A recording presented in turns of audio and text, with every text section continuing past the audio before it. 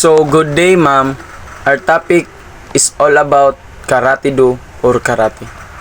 The word karate is a combination of two Japanese characters. Kara means empty and T means hand. Karate meaning empty hand. So, it focuses on your feet by kicking. So, empty hand gani. So, wala kay ginagamit siya na kamot. Adding the suffix word do, meaning way. Karate do implies karate as a total way of life that goes well beyond the self-defense application. Where did karate originate?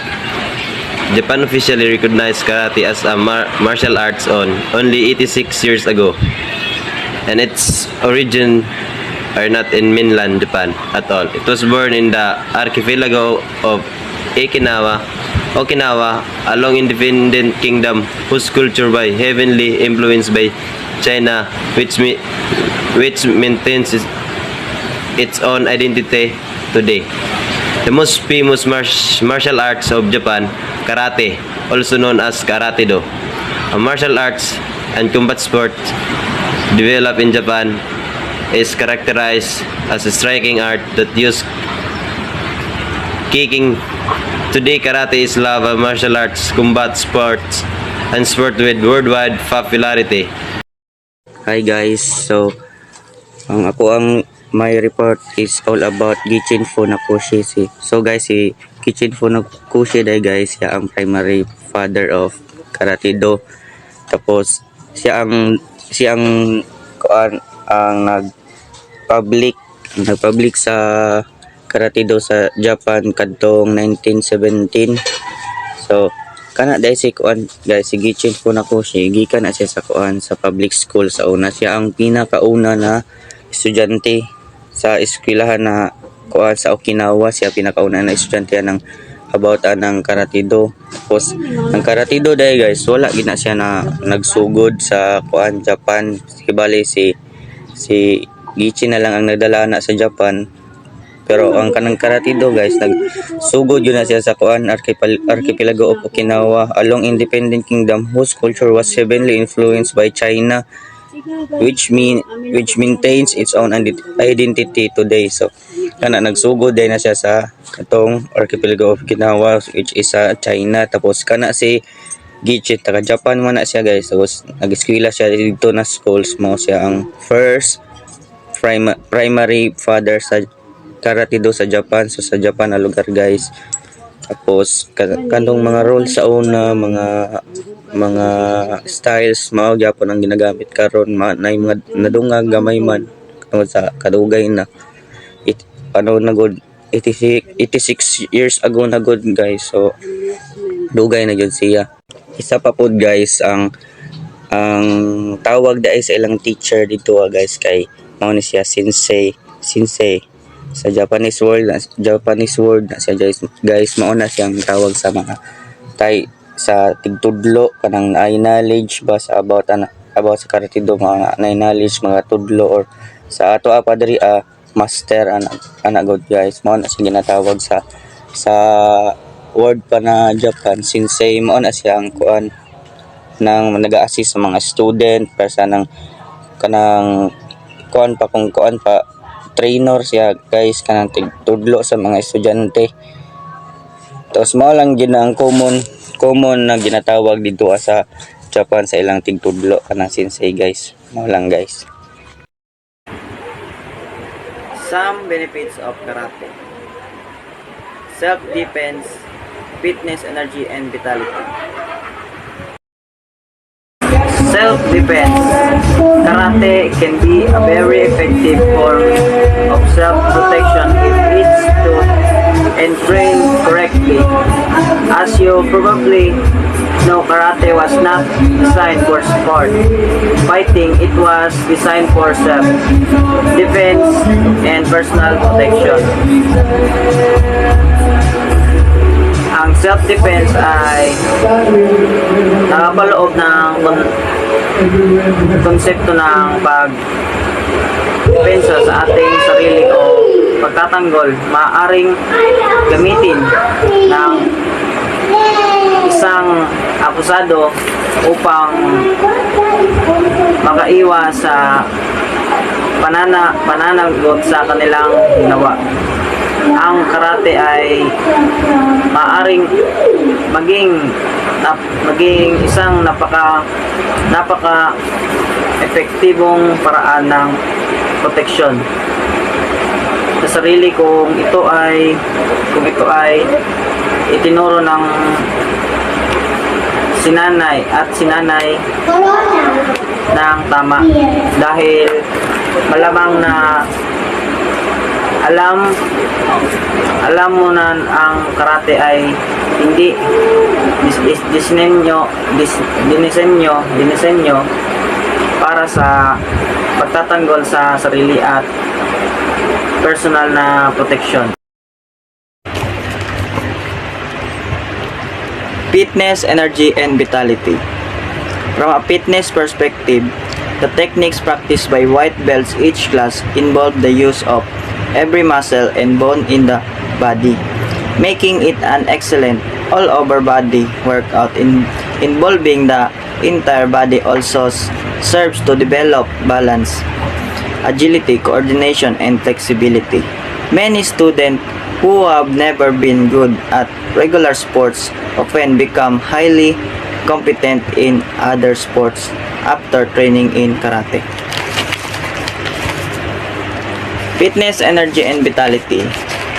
Lakas ng fitness at sigla. Mula sa isang fitness perspective, ang mga diskarte sa pagsasanay ng puting sinturon sa bawat klase ay nabibilangan ng bawat kaalamnan. At hindi kailangan naging mahusay sa regular na sports, ay kadalasang nagiging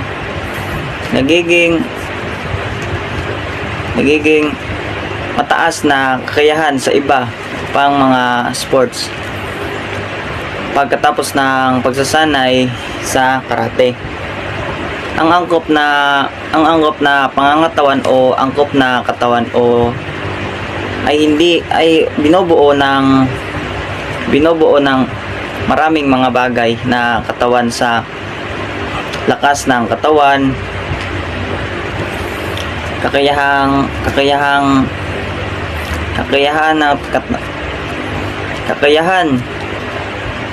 ng tumagal ng katawan, tibay ng katawan, kasanayan at mabuting kalusugan.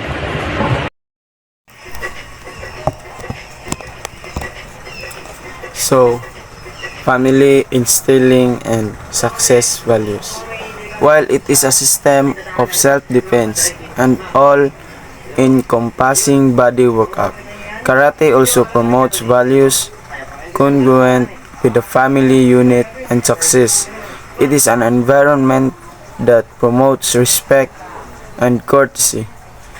It teaches a student to become more disciplined, more patient within themselves, and encourage humility above ego. The dojo environment does not tolerate a foul language or negative social behavior. In short, it is a place where each participant can be their best selves. The ultimate goal is that people take this behavior and apply it to their everyday lives at home, work, and or school. So, isa ni siya sa benefit sa karate, ma'am, kay aside sa self-defense, maka-learn sa tadiri og discipline, like makita pa lang nimo daan sa ilang first kana mag-sparring sila, nagabaw jud na sila, then nagarespeto jud na sila sa ilang master na itawag og sensei. Then dili lang po nimo ma-apply sa mismong pag training nimo or sa mismong place kung asa ka nagkarate. Pwede sa din nimo ma-apply ang imong disiplina sa uban, kanang like for example wala na ka sa place o asa ka nag practice or asa ka nag karate, pwede siya nimo madaladala nimo imong batasan tungod sa tungod sa gitudlo nila na disiplina diri sa karate. Next is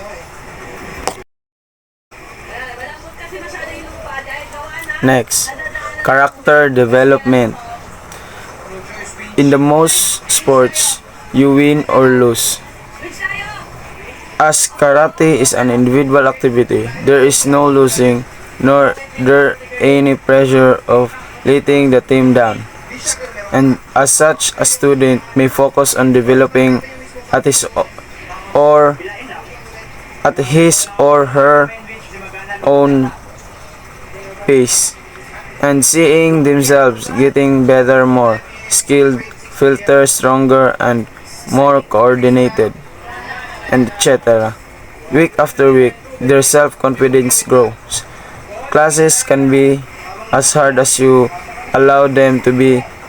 Students can ace off if they are not in peak shape, but an instructor will regularly promote that person push themselves just outside their comfort zone before easing off by constantly breaking pre-convinced mental and physically barriers. As students will learn the power and resistance and come to realize that whatever they set their sights on, they can achieve a valuable skill for life. So as I said ganina, dili lang self-defense ang naa sa karate na dili lang self-defense ang benepisyo aning karate. Maka-benefit sa ni sa atong personal characters, behavior na to. It's like I said ganina na pareha sa sa character development, ma-develop nimo imong sariling character, like mataas imong confident kay kuan maning karate good siya kaning individual sports ni siya. So ikaw lang isa pag nanaka sa mismong zone, sa mismong lugar o sa mismong sparring na sugod, ikaw lang mismo ang mag-win sa imong sarili, din walay mang down sa mga like teammate, walay masisi, so ma-develop imong self-confidence dere. Thanks for watching. Hope you listen and gain some knowledge about Karate-Do.